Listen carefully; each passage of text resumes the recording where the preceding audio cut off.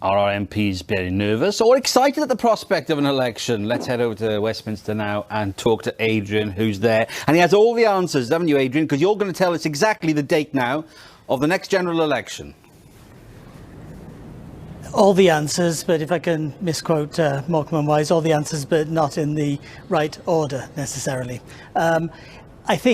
I know I've told you a load of different dates over the years, so I'm glad you haven't held me to all that.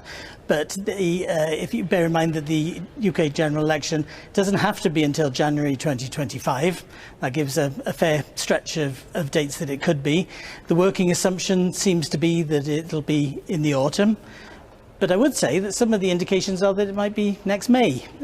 So an earlier election rather than later. Either way, can't wait for it to come. Don't think the politicians feel the same way. Well, yeah, it'd be quite cold in October, wouldn't it, if it was in October? What are the seats to look out for? I mean, we remember North East Wales is where we were all paying our attention last time, but what about next time?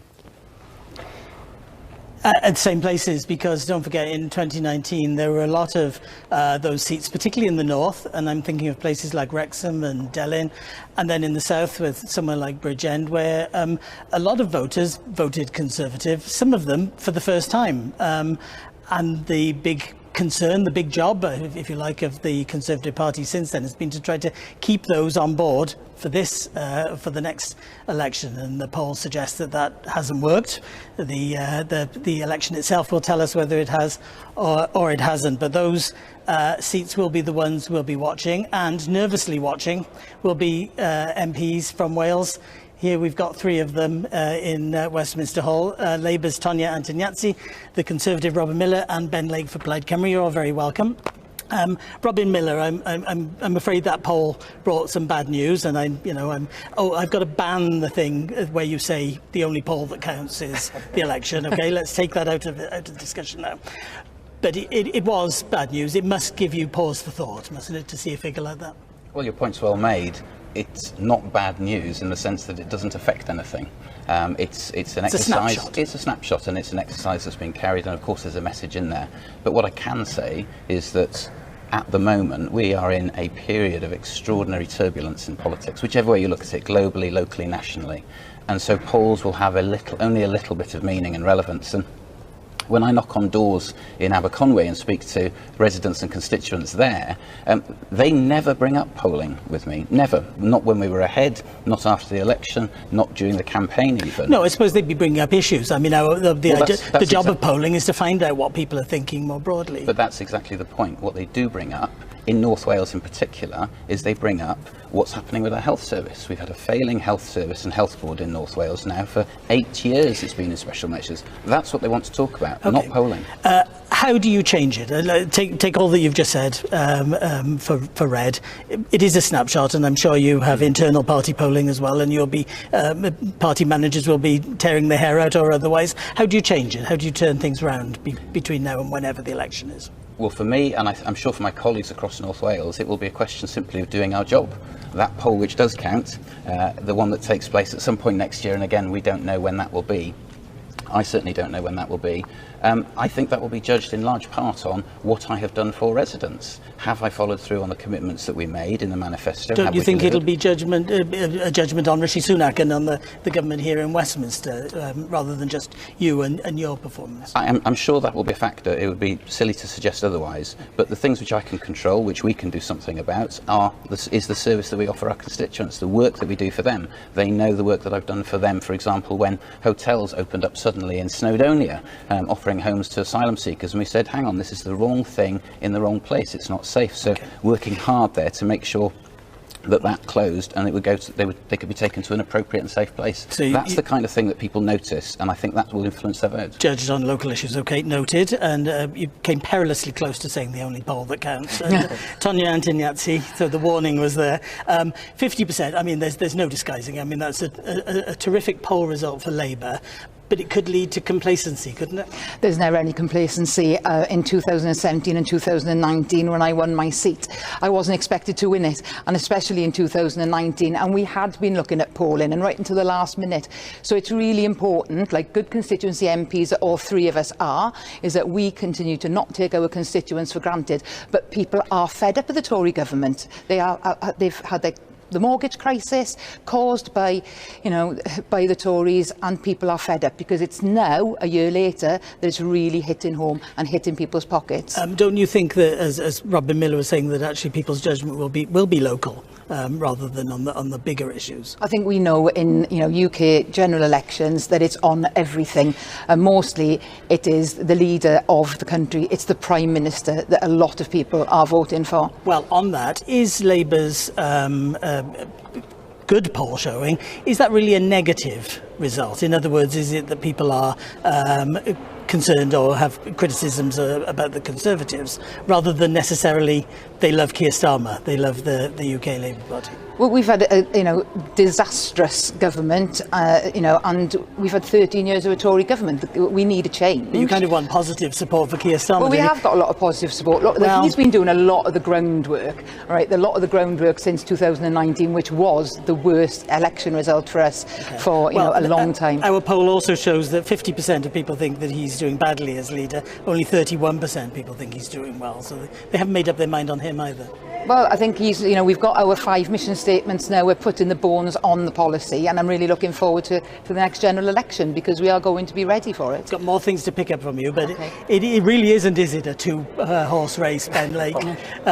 So let's, there's some good news for Plaid Cymru, and there's a 2% increase.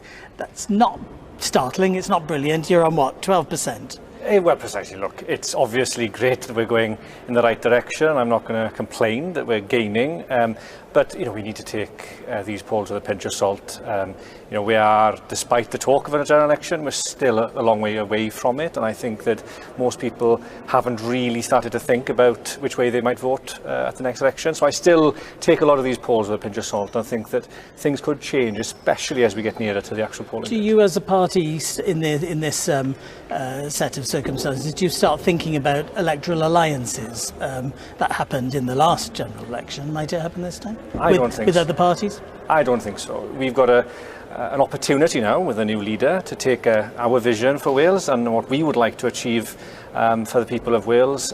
We've got plenty to concentrate just on ourselves, and I don't think it would be appropriate, and I don't think people really want it at the moment for us to be talking about hypothetical. I'm going to ask you about Rhun ap Iorwerth because we did ask about the leaders. 58% don't know whether he's doing badly or well. 20% doing well, 23% he's doing badly.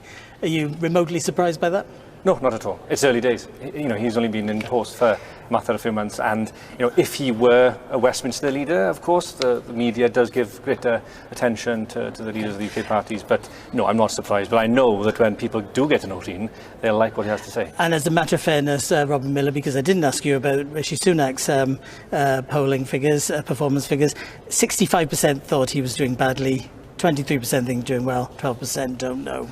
That's got to be worrying, isn't it, if people think that? Well, look, what Rishi has set out is we need to build trust, and to do that we've set out 5 things we're going to deliver on. He's not picked easy things, but he's going to work out those, and what we'll see over the coming months, as those start to chip away, as those targets start to be met, there's a conversation there with the public about this is what I said, this is what I've done, you can put your trust here. And I think that's compelling for people. And you were shaking your head when Tonya Antonescu was saying that people are blaming the Conservatives for the cost of living crisis. And well, you also asked me about North Wales, and I can tell you for sure in North Wales, one of the strongest sentiments on the street when you stop and talk to people is North Wales is overlooked by a Cardiff-led Labour government. But that Labour government won't be being elected in this election. It still influences what people think. You've got to ask yourself, why do they put in Conservatives across North Wales? And one of the reasons has to be a chance to hold that Labour government to account and get North Wales mentioned. I've got to hold back because I want to ask you a question that's related to that, but it's going to come up in a minute. Tonya Antonescu, Robin Miller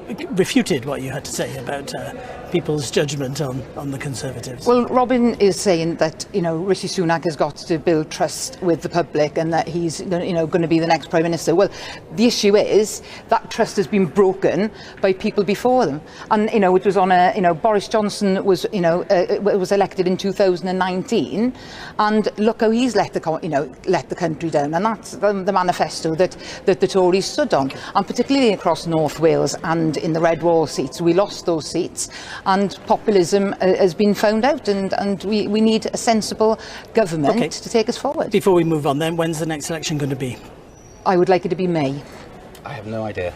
I'd like it to be me, but I don't know. May. There we go. I don't know if that helps, Rob, but they think it might be May. Anyway, serious subject. We've heard a lot today about Chinese espionage or influencing. It's not quite clear what.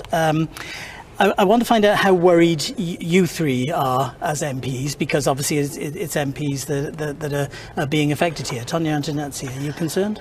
I think we should be concerned because we need to pay due diligence to members of staff that you may be employing and have those right checks in place. I really think that we have to be on high alert. I believe the Speaker and the House are on high alert now, and the Government, and that is... Does it worry you? Does it make you think you're not sure who you can trust here in Parliament? Well, I think, if you've got your team sorted, then you should be okay, and I think you have to be wary, very wary. Robin Miller, obviously, it seems to be a Conservative MP, or Conservative MPs that were targeted. Does it worry you as a Conservative MP? I have to say no. The service that the House provides us as MPs, the advice and the guidance we get is exemplary.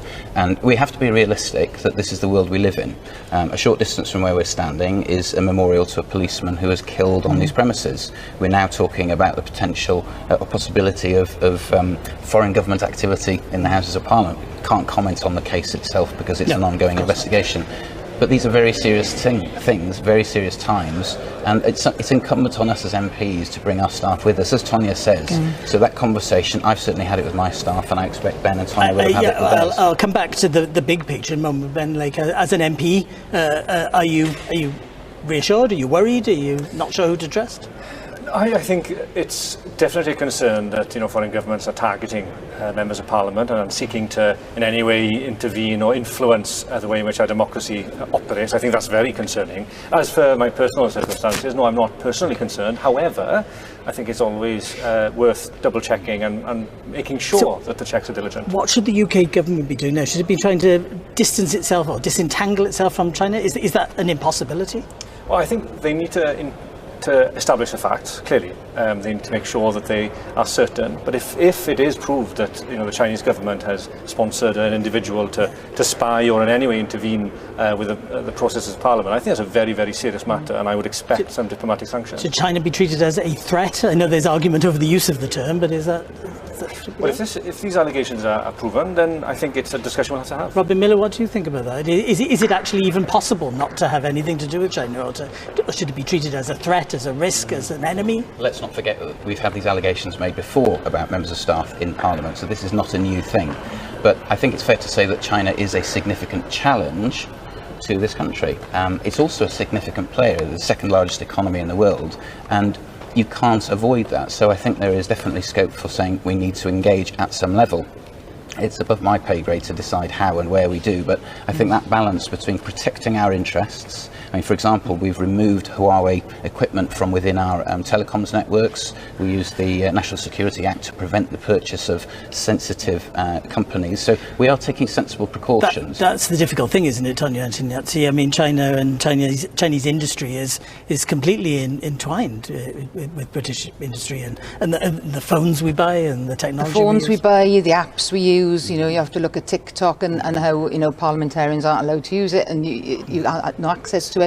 And that is right and just. Let's see what happens and the outcome, and let's see how deep-rooted this is in Parliament, if at all. I want to end by talking about the 20 miles an hour change that's about to happen at the end of this week in Wales. Not about the rights and wrongs of it. I think that those are being debated elsewhere, but it's about the politics of it. And I'll come to you first, Robin Miller, because your Conservative colleagues in Wales are using this as a political challenge to Labour. Quite right for them to do that. But doesn't that put you at risk of setting yourself against the idea of safety and against the idea of improving the environment? The reason I say this is because I hear all the arguments about why it is a problem, but nearly every time I'm actually in one of those residential areas, people come up and say, can't wait for it to happen, can't wait for it to happen. It's as if people have a disconnect between being a driver and being a pedestrian. It's not my experience. When I speak to constituents, I have to say there's frustration unanimously across the board. I think I'm struggling to think of another issue which has been so galvanising and so unifying in terms of people's response. But don't governments have to take difficult decisions? Spain has done this. They do, but what when I speak to residents, just last week I was standing in a field south at the top end of the Conway Valley, and the farmer there was talking about the lack of subsidies they were getting and the concerns about the policies, the farming policies that the Labour government was bringing forward. And he mentioned the fact that money was then being spent instead on changing road signs. There's a disconnect there between what people are really talking about and these kinds of projects. And as I say, Tonya and Giannetti, I want to talk about the politics, not the rights and wrongs. I mean, that's those have been argued about. Uxbridge showed that ULEZ in that case and could be politicised and could actually damage your party's prospects. Do you think 20 miles an hour is Wales's ULEZ? No, I think what's happening now is it's being used like ULEZ politically, and it's really damaging. But it would be by political opponents. And isn't it hilarious that you see, members of the Senate, particularly Tory ones, standing there with a "Let's make it 20 miles an hour" sign? The thing is, look, it's going to happen. People don't like change. It's not going to be as bad as you all think. And working with the local authorities, I think we'll see more exceptions put into place, and I think it won't be as bad as everybody thinks. I think Ben Lake, you've escaped this one because time's beaten us. But I think I'm pretty sure, I know your views on it. Thank you so much, the three of you. I really appreciate you spending time with us tonight here in Westminster Hall. That's the view from MPs here, Rob, and I don't know if you were paying attention. I hope so, but I think put your money on me.